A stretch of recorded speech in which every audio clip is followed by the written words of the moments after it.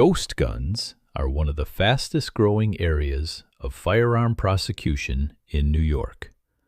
And a lot of people don't realize how serious these charges are until they're already in handcuffs.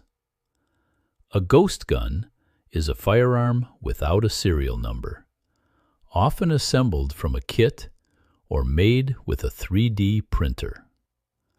Under New York law, it's illegal to possess, sell, or manufacture unserialized firearms and unfinished frames or receivers.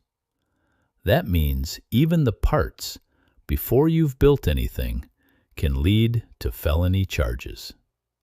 Here's what surprises people most. You don't need to use the weapon. You don't even need to finish building it. Simple possession of a ghost gun can be charged as criminal possession of a firearm.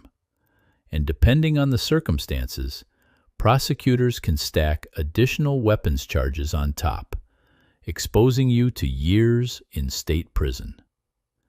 And ordering a kit online from a state where it's legal? That's not a defense here.